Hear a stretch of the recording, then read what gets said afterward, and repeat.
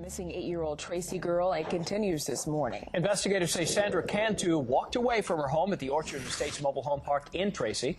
KCRA3 Sherikina Shams live in Tracy where the search continues right now. Well, good morning. Behind me is the Orchard Estates mobile home park. You can see Tracy police are stationed out here, and we've watched this morning as they've stopped and questioned people driving out of the mobile home park. In a week since 8-year-old Sandra Cantu left home to play in California and never returned, authorities in Tracy are tracking down hundreds of leads this morning and raising the reward for information on the girl. Investigators are sifting through trash in the local landfill, searching nearby rivers and reviewing surveillance video in hopes of finding 8-year-old Sandra Cantu. It was an accident. I told you it was an accident. I know it was. Accidents happen. I went to church. I was scared. And when I came outside, there was a staircase. I went to take it out and it was heavy. And she was in there. She wasn't breathing.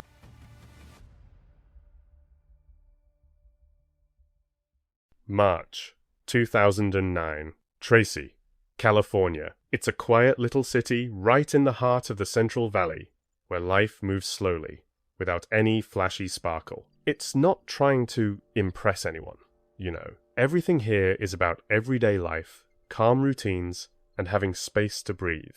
Tracy kind of sits between two different worlds. On one side, you've got residential neighborhoods, schools, parks, and all those normal family rhythms. On the other side, there's the closeness to the San Francisco Bay Area, where a lot of locals commute every single day, driving through the Altamont Pass with its long line of wind turbines spinning in the distance. The city originally grew as a railroad hub, and that sense of being a place people pass through has never really gone away. People arrive, and many decide to stay because it's quiet, it feels safe, and life here is predictable in a good way. Tracy isn't some picture-perfect tourist postcard. It's a place for ordinary living, where peace matters more than spectacle. And, by the way, what city are you watching this video from? And what time is it for you right now?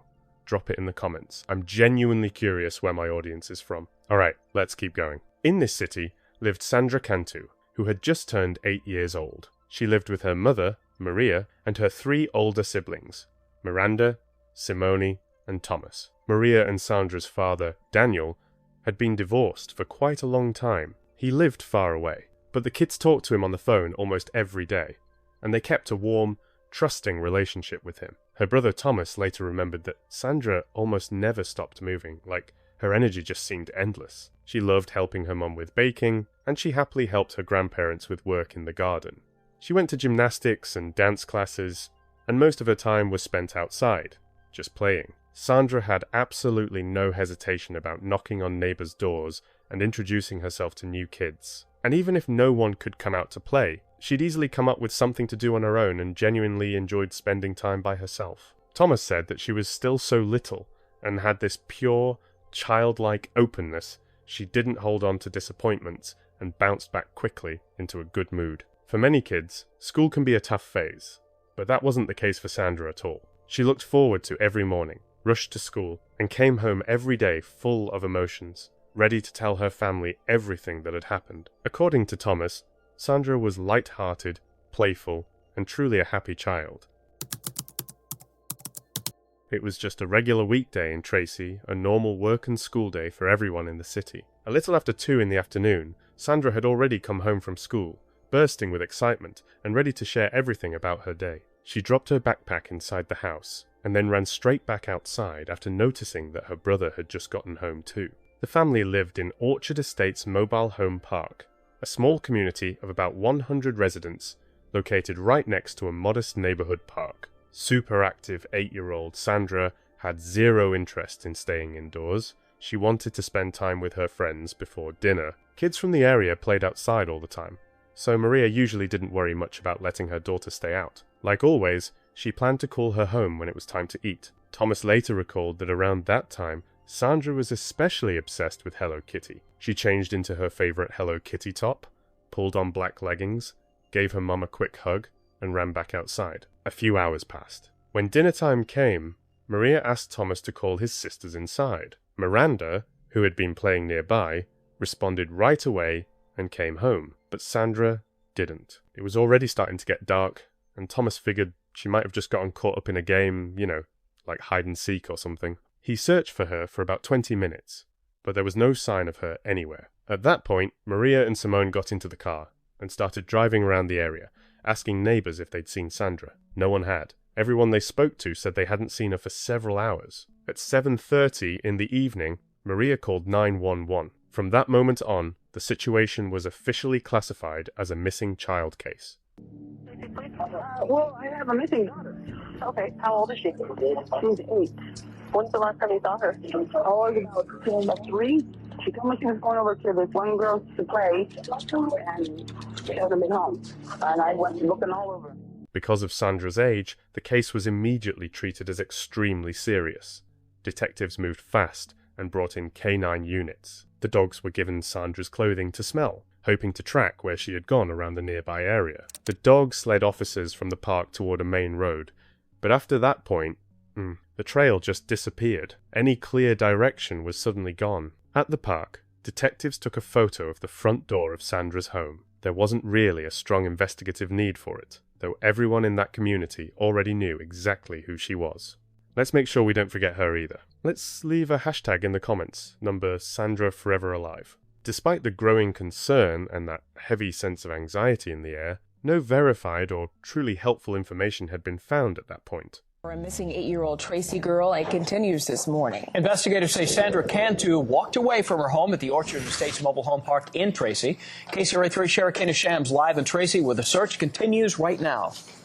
Well, good morning. Behind me is the Orchard Estates mobile home park. You can see Tracy police are stationed out here, and we've watched this morning as they've stopped and questioned people driving out of the mobile home park to get their day started today. Now, this is part of the police investigation unfolding in front of us. There's also what the volunteers are doing, and there's been an emotional search for the little girl. And I wish we didn't have to be here, and I wish she was at home with her family, and I hope if somebody has her, they bring her home. She needs to be home with her family and her friends and all these people that care, because we all care. That's why we're all here. And that's the voice of just one of some estimated 300 volunteers looking for the girl over the weekend. 8-year-old Sandra Cantu is Hispanic, 4 feet tall, and weighs 45 pounds with brown hair and brown eyes. So far, what we know from that surveillance tape is that it shows little Sandra Cantu leaving the mobile home park about 4 p.m. and then returning and then walking away again. So the question, where did she walk to that last time that she was being seen on that tape, and where is she today is what everybody would like to know. The investigation out here continues. Police say if you know anything, you're urged to contact Tracy Police. One of the investigators noticed something unsettling. The number of park residents with troubled pasts was unusually high. Some of them had serious prior offences, including people listed in special registries, and they were living disturbingly close to Sandra. Police were also alerted to an ice cream truck driver whose behaviour had raised red flags among neighbours. According to residents, he acted strangely around kids, and people had repeatedly tried to chase him away whenever he showed up in the area. Yeah, it really didn't sit right with anyone. While officers were going door to door and talking to people, Sandra's grandfather, Joe, mentioned something important. He told detectives that he had recently installed security cameras after a previous incident involving someone trespassing on the property. The footage captured Sandra leaving the house exactly the way Maria had described it. She was heading out to play. A bit later, the cameras caught Sandra again, happily skipping as she crossed the road. She looked calm, carefree, totally at ease. Honestly, it really seemed like she was heading back home. But instead of going up the steps, she suddenly turned and walked down the street toward one of the exits of the mobile home park. After that, she never appeared on camera again. There was no footage showing where she went next. That suggested Sandra had likely left the park. The thing is, everyone knew she wasn't allowed to go beyond that area without a family member or a trusted adult. So, the fact that she walked in that direction made investigators think that, something or someone may have caught her attention. Someone she trusted. The investigation also took a close look at Sandra's father, Daniel. She hadn't seen him in person for quite some time, and detectives discovered there had been financial disputes between him and Maria related to custody issues. Still, Maria made her position very clear. She did not believe Daniel had anything to do with her daughter's disappearance. Despite the difficulties in their past relationship, Daniel had a very warm bond with Sandra, and she was genuinely attached to him. Even so, media attention quickly zeroed in on Daniel. Journalists aggressively tried to get comments and interviews from him, adding even more public pressure around his name. You know, the spotlight turned harsh, fast. Tell us a little bit about what we were reporting today. Kyle, saying that you had gone to Mexico. Speak to that. What would you like me to say about it? Obviously, you're not in Mexico. I'm right here in front of you. All I know is I received a call from my sister stating that my daughter was missing Friday, and this was on a Saturday. I rushed out here. I stood for a day, and I needed to get back for my job. And I think the reason why it's important for us to do this interview is because if the attention is taken off of you, then the attention can be put on the real person, if there is a person that abducted Sandra, or the search, instead of these things that are kind of thwarting people. It's like I told the detective, do everything you need to do your job to the best of your ability. So, do your job, do the best thing you can do. I thank you for all your prayers. I love you. If you can get to a phone, dial 911, babe. Call somebody, run, do anything you can do. But please try and get home. Thank you so much. I appreciate it. Daniel lived far outside the city, and his co-workers were able to confirm that during that weekend, he had been at work the entire time. After checking and verifying that information, detectives came to a conclusion with visible relief. He had absolutely nothing to do with his daughter's disappearance. 48 hours passed, and investigators had already processed more than 700 different tips. At the same time, they stressed that there was still no confirmed evidence pointing to a tragic outcome for Sandra. Reports about girls matching her description were coming in from all over the place. "We're getting calls from people across California who claim they've seen her," investigators said. "And honestly, that gives us reason to believe she could still be alive. Statistically speaking, the most likely scenario is that she's still in Tracy. But if a credible lead comes in from Nevada, from Southern California, or anywhere else, we will check every single tip. No exceptions." Still, time was slipping away, and it became painfully clear to local authorities that they needed more resources.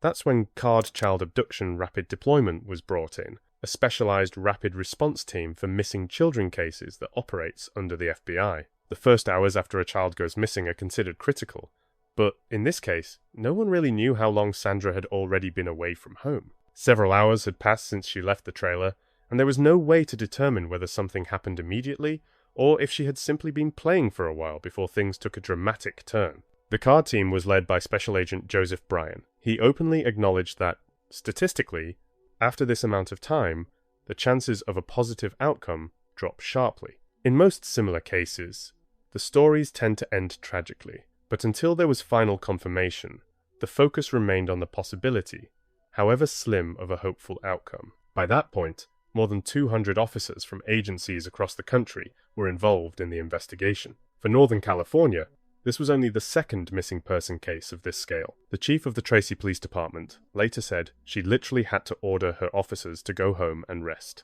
They were working non-stop, terrified that even the shortest break could mean missing a crucial detail. At the beginning of the following week, the community came together for an evening vigil, part remembrance, part support. Thomas later admitted that even then, he already felt it deep inside. This story was unlikely to have a happy ending. Something very serious had happened to his sister, no matter how strong everyone's hopes were. That gathering wasn't really about answers. It was about sharing grief and standing beside Maria during the darkest moment of her life. Around 8:30 in the evening, investigators who were also at the scene suddenly found themselves at the center of attention. A neighbor named Melissa ran up to them in a state of intense emotional shock. She was barely able to catch her breath. Melissa lived just a few trailers away from Sandra's family and told them she had found a handwritten note lying on the ground near one of the mailboxes. The moment she read it, she panicked, dropped the paper, and immediately ran to find officers. The note read, "Cantu locked in stolen suitcase, thrown in water, on BTI Road and Whitehall Road." Melissa had every reason to be terrified. The hint in that note was disturbing and raised serious concern. At the same time, something about it felt off. It looked like the spelling mistakes were intentional, almost as if someone had deliberately planted them, trying to leave a specific kind of trace. Even though this was the first physical piece of evidence in the case, the overall picture felt unnatural and unsettling. That night, strong winds were blowing, most residents were gathered at the evening vigil, and officers had been actively patrolling the area for days. So the fact that the note appeared at that exact moment, in that exact place, was strange. It really felt like someone had chosen the timing very carefully, knowing all attention would be focused on the vigil, and left it there just minutes before. So the questions started piling up fast. Could this note have been a deliberate distraction? Who left it? Why now? But first things first, investigators needed to officially record Melissa's statement.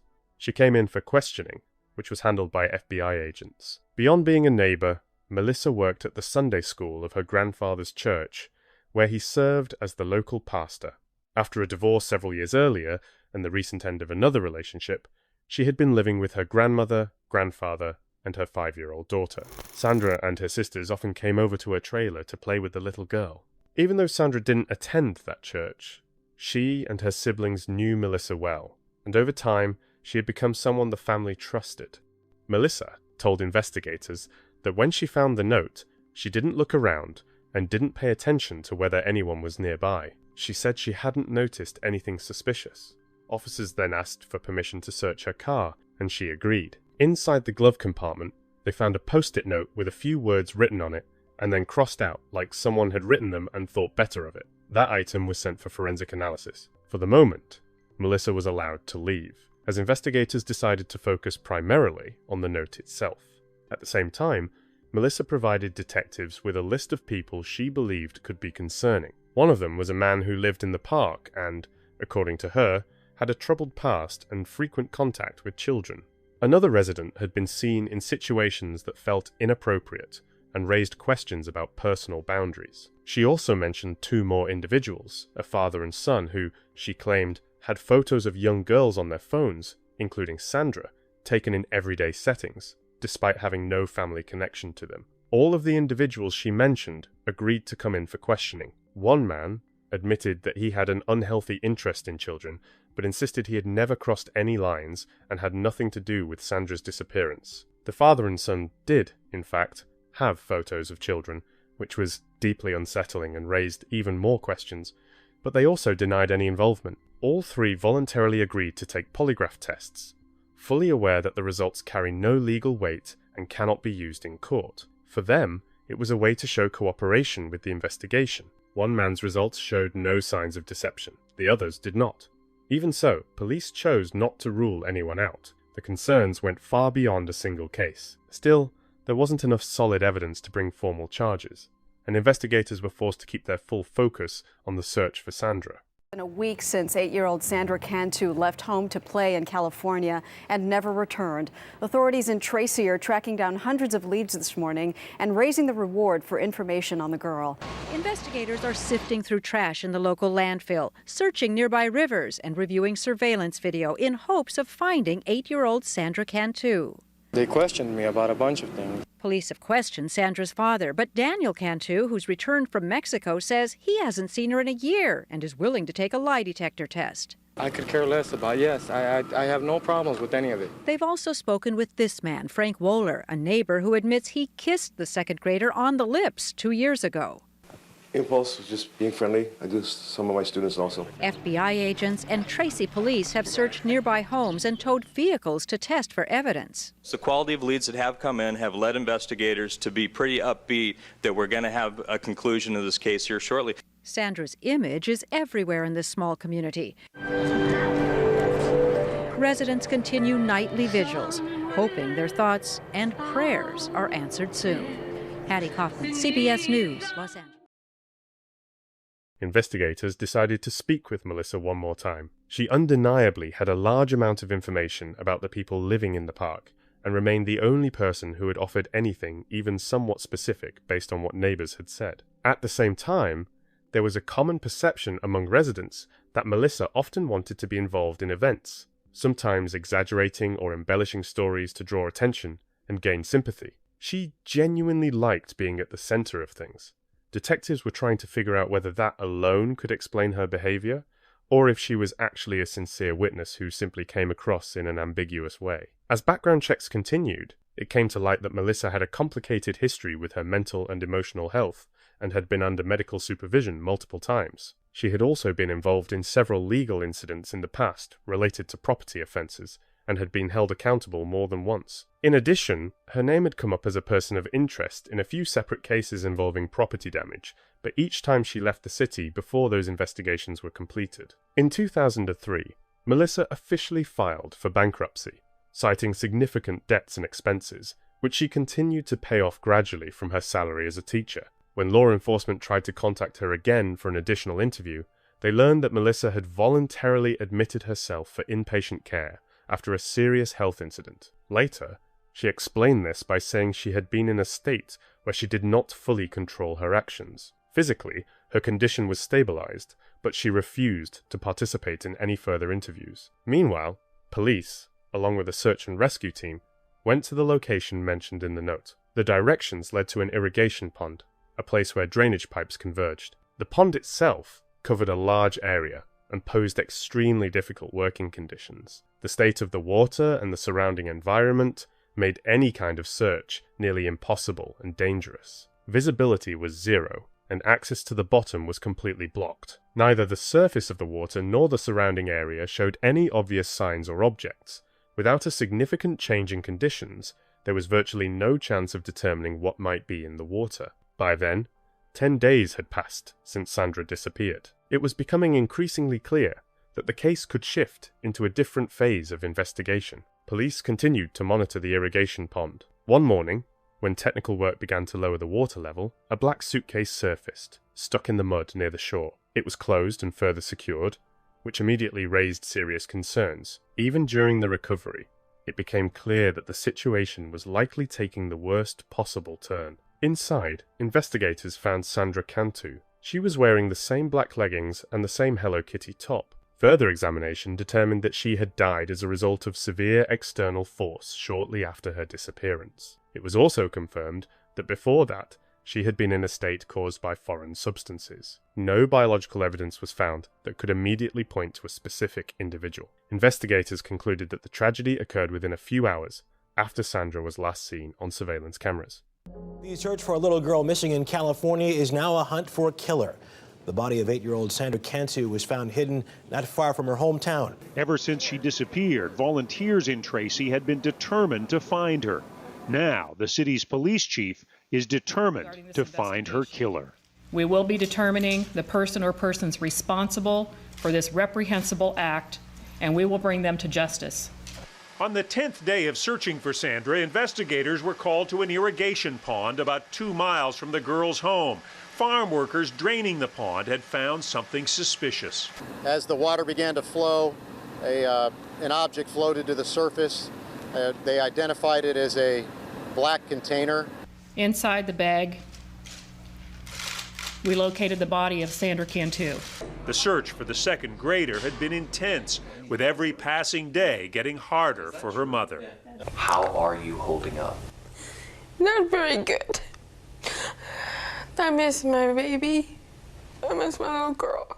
The same 8-year-old girl everyone in the community knew. The same kid who almost every day knocked on neighbors' doors asking if their children could come out and play. The same little girl people invited over for dinner and treated like family, and now she was gone. Based on the facts that had been established, investigators pretty quickly formed a profile of a likely suspect. They were looking for an adult white male, roughly between 25 and 40 years old, with a troubled past involving serious offences against minors or illegal materials. According to the logic of the investigation, this had to be someone Sandra knew and trusted, most likely a resident of Orchard Estates Mobile Home Park, or someone closely connected to a person living there. Detectives were convinced this wasn't random. Sandra knew the person who caused these tragic events. All registered individuals in the area with similar criminal histories had their alibis checked, and every single one of them held up.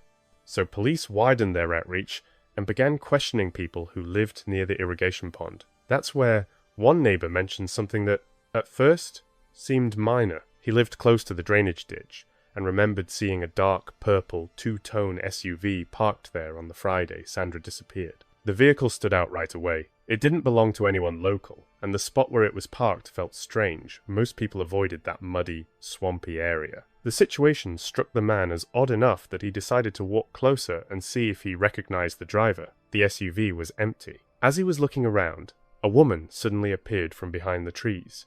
She explained that she had stopped for just a few minutes for personal reasons, quickly got into the vehicle, and drove off fast. The description the witness gave matched Melissa Hooker exactly. Surveillance footage later confirmed it. She was driving that same SUV. After reviewing the security footage, investigators were able to build a clear timeline. At around 3:30 in the afternoon, Melissa was seen getting into her vehicle from a parking spot directly across from Sandra's home. She then drove toward her own trailer, located to the left of the girl's house. Later, she went to her grandparents' church, and at approximately 5:30 in the evening, she was spotted by a resident near the irrigation pond. Up until that moment, Melissa was still in the hospital, and investigators had previously approached her with caution. But now, her status changed completely. She was no longer considered just a witness, or even a person of secondary interest. From that point on, she became the primary suspect. Detectives moved quickly, trying to untangle the many contradictions in her statements.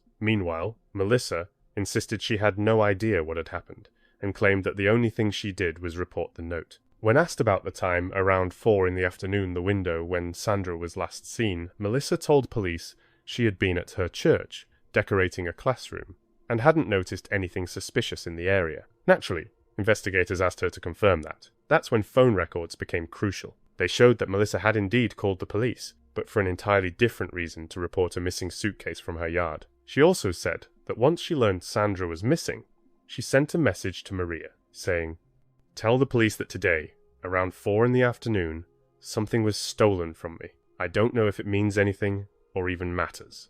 The suitcase where Sandra was later found turned out to be an exact match, same color, same model, as the one Melissa had previously reported stolen, a black Eddie Bauer suitcase. And on top of that, the note Melissa claimed to have discovered didn't just mention a suitcase in general. It specifically referred to a stolen suitcase. There's unlikely, and then there's basically impossible. The version Melissa was indirectly suggesting would mean that the person responsible for what happened to Sandra somehow randomly came across her suitcase in Melissa's yard, decided to use it, managed to carry all of this out in broad daylight without being seen, and then, somehow, Melissa just happened to be the one who found the note afterward. To investigators, that sequence didn't just seem weak, it completely lacked common sense. Detectives made the decision to begin monitoring her phone. Just 2 days after Melissa was released from the hospital, a recorded call raised new concerns. She called Maria and offered to have Sandra's sister, Miranda, stay overnight at her place. Miranda did stay the night, and later she shared her impressions with Maria. She said Melissa's behavior felt strange. She mentioned Sandra's disappearance only once, very briefly. Instead, she seemed far more interested in what information the police already had, and how far the investigation had gone. The case against Melissa was slowly taking shape, but at that point, everything was still circumstantial. Then another neighbor came forward with critical information. He reported that shortly before Sandra disappeared, Melissa had taken one of the neighborhood children to the park for several hours without the parents' permission. When the 7-year-old girl came home, her condition immediately raised alarm. She could barely stand and was slurring her words. Her parents rushed her to get medical help. Tests later revealed benzodiazepines in the child's system, the same substances that were eventually found in Sandra's blood. Melissa flatly denied any involvement in that incident, and at the time, no formal charges were filed. But as more and more details continued to point in her direction, Melissa reached out to a journalist, hoping to publicly present her version of events and, clear her name. The reason that the police are over here and over at the church so much is because Sandra was my daughter's best friend and came over here almost every day and played with my daughter. And another thing is the suitcase. That was my suitcase. It was stolen out from in front of my house. In order to make a report, it was over $200. I had to go online and make a report, and I do not have access to the internet. So do you believe your missing suitcase was the same suitcase that Sandra was found in? I do not know. From what I can see on TV, it does not look like my suitcase. The police have not disclosed any information as to whether or not it is my suitcase.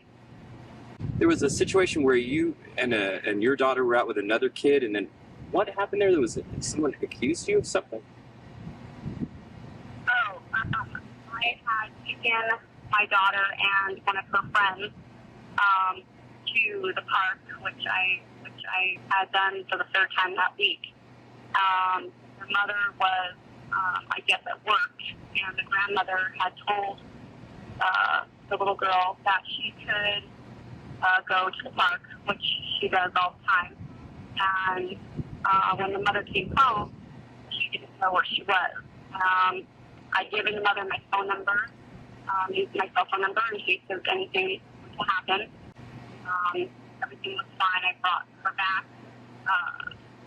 Police were called out at the time, and I was then called by my grandparents because her mother did not know that she was missing. That she was with me.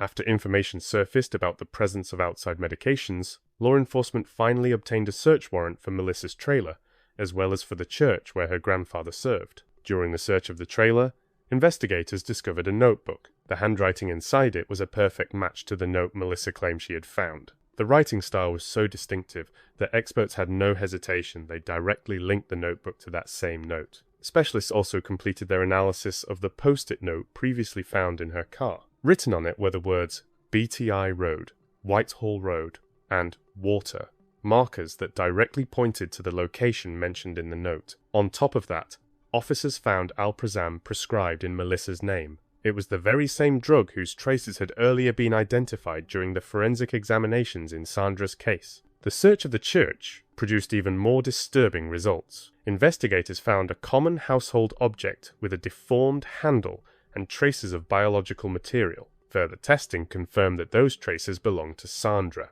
It was also discovered that part of a cord was missing from one of the window blinds. FBI experts confirmed that this cord matched the material used to further secure the suitcase. At that point, the picture was no longer just troubling, it was devastatingly clear. Melissa was brought in for questioning once again. Her story hadn't changed, she stuck to the same version of events. But now the detectives had far too much evidence, and what they needed wasn't another explanation.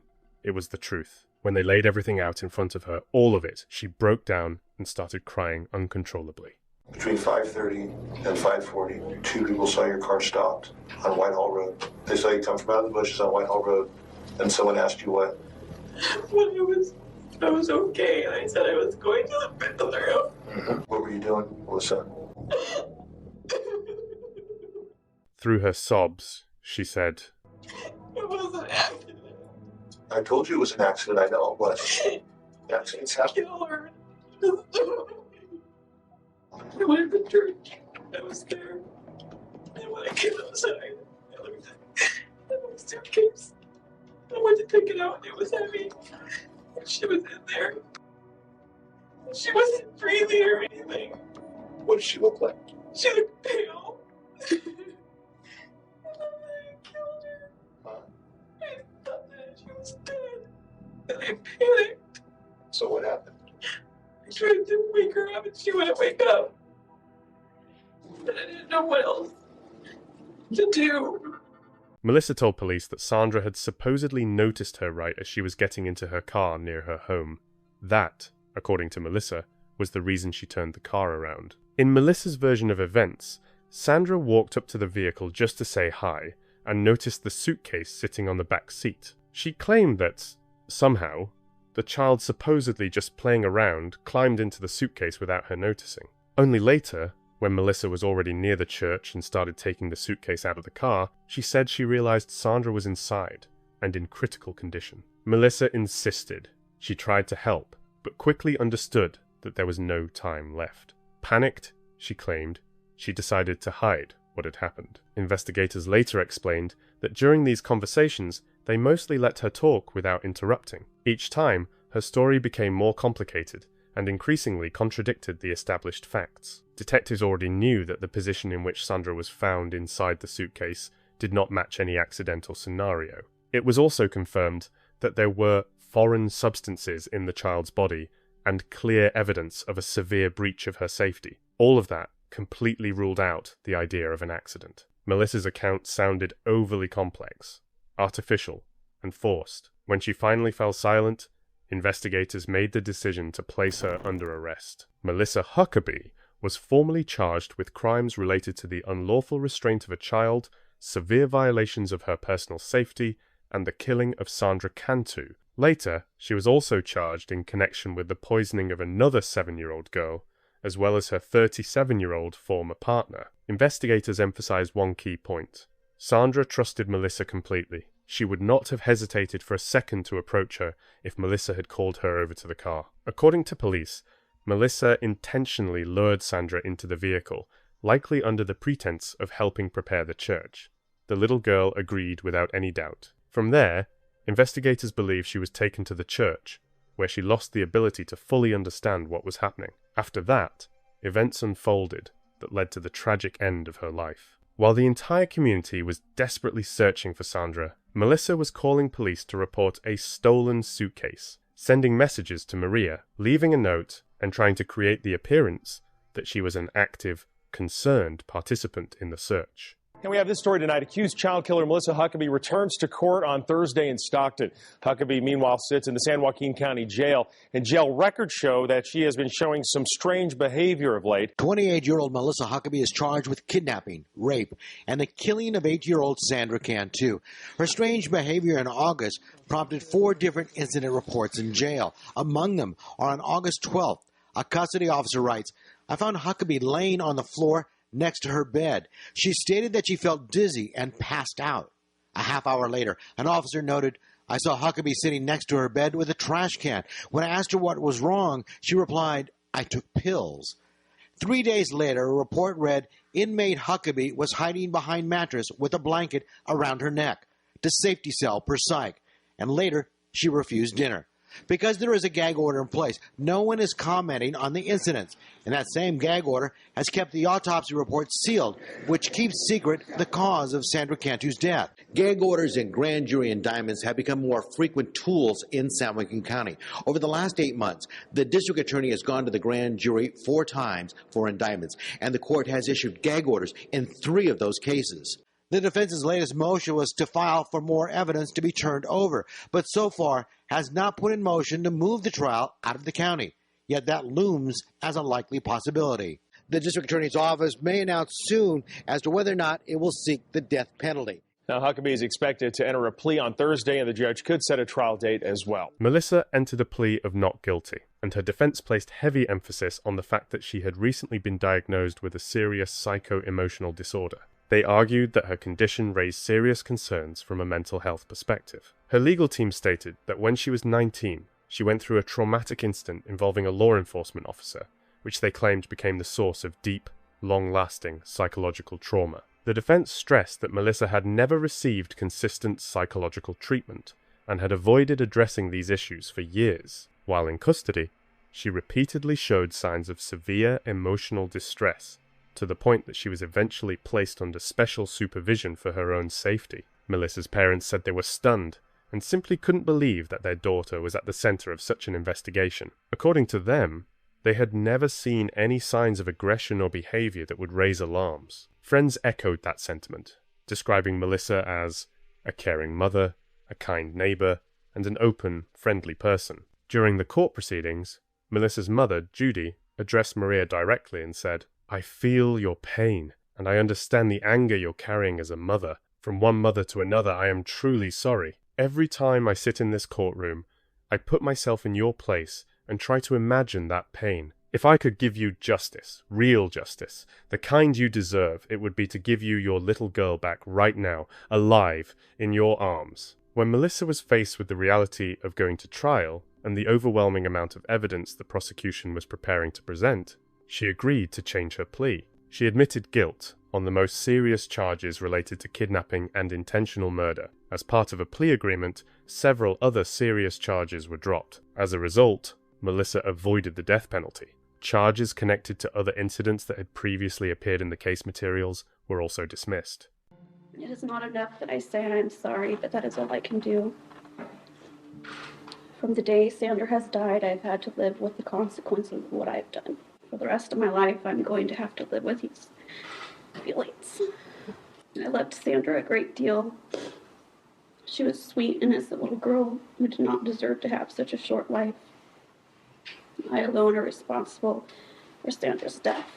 I would like to apologize directly to you, Maria, for all of the pain that I've caused. I should not have taken Sandra from you. And I want you to know that she did not suffer and I did not sexually molest your daughter. I would also like to apologize to my own daughter, whom I've lost. I hope that someday you will forgive me. I love you a great deal, and I hope to see you again someday soon. I owe an apology to the people of Tracy, the police officers who spent so much time looking for Sandra. I know in my heart that God has forgiven me. And I know my family has forgiven me. And I'm asking you, Maria, for your forgiveness. I can't imagine forgiving somebody who would harm my own daughter, but I hope that someday you can forgive me. Maria, I wish I could give you an explanation for what happened. I owe you an explanation. But I still cannot understand why I did what I did. Every day, I try to discover my motivation, but I still do not have an answer. This is a question I will struggle with for the rest of my life. And I hope that this apology will help you in some way by accepting responsibility for what I have done. I hope that I can give you some peace. The prosecution, however, stated that given the nature of the injuries identified by Dr. O'Malley and the object that was used, it was, sadly, very difficult to believe that Sandra Cantu did not suffer. Sandra's father, Daniel, then addressed Melissa in court with an intensely emotional statement. You took the life of an innocent little girl, and she didn't do nothing. She's not even old enough to decide to eat ice cream yet. And nothing changes, and nothing's going to change the fact whether I cry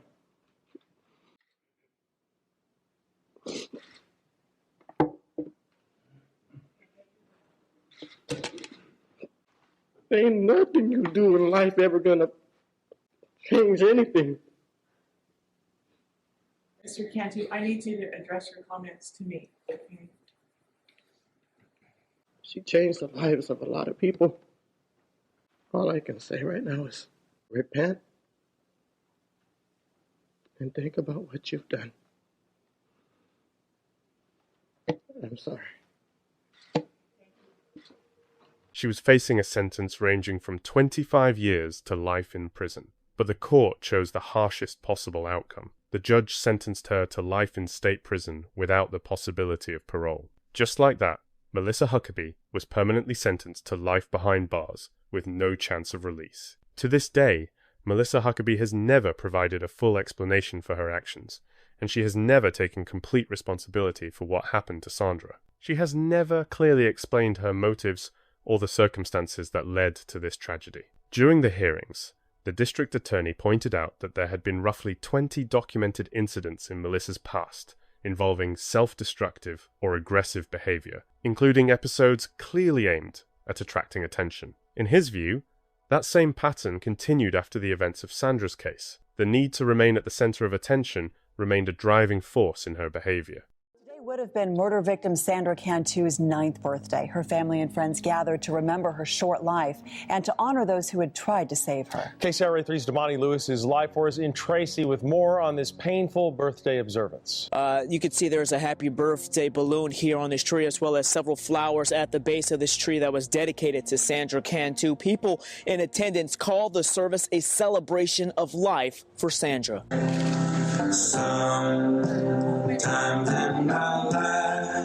A fitting opening song. She's a beautiful girl. For a mother who has needed a family and community to lean on through difficult times. Yeah, there's a lot more people than what I thought. Overwhelmed by the amount of support, Maria Chavez, mother of 8-year-old Sandra Cantu, found herself engulfed by friends and strangers alike, all here in support of what would have been the 9th birthday of Tracy's angel. For many here, they choose not to focus on the pain of the past. This is the celebration of life, absolutely. It's to go beyond the negativity that has happened and to keep the positive. That's where Sandra's strength is in this community. And every story shared of Sandra, a tear soon followed. But on this night, family members say they gained strength through the community. And comfort knowing Sandra is in a better place and her spirit free from harm. She was happy, she loved life. That Friday, Sandra ran out of the house after a really good day at school, full of excitement about seeing her friends and just hanging out before the weekend. Realizing what later happened to her inside the walls of that church is something that hits deep and hurts on a level that's hard to put into words. And the fact that the tragedy involved someone Sandra and her family trusted and truly cared about makes the whole story even harder to process, especially knowing it all happened so close to a place she loved, her school. Not far from the school, the Tracy community created a special memorial space in her honor. They planted a tree with pink blossoms, built a small sand volleyball court, and put up a little playhouse called Sandra's Cottage. Her grandfather explained that he wanted to create a family space somewhere. Sandra would have loved to come with her brothers and sisters, and a place where other kids could gather, play, and make new friends. Neighbors said Sandra was like the daughter of the entire community. Everyone knew her, cared about her, and treated her like family. Her disappearance became a painful, sobering reminder of reality for so many people. One of the officers later said, "Life is priceless, and that little girl was only 8 years old, and that was it." Thomas said, "She took away one of the biggest parts of our lives, the joy of watching someone grow, of seeing who they could have become. Time heals some of the pain, but there are things that will always stay with you. And that's okay. That's what makes us human." Thank you to everyone who stayed with us through this story. If you'd like to support our channel and help us keep creating content like this, please don't forget to hit like, leave a comment, share this video, and subscribe. It truly helps us more than you know, and we honestly appreciate your support.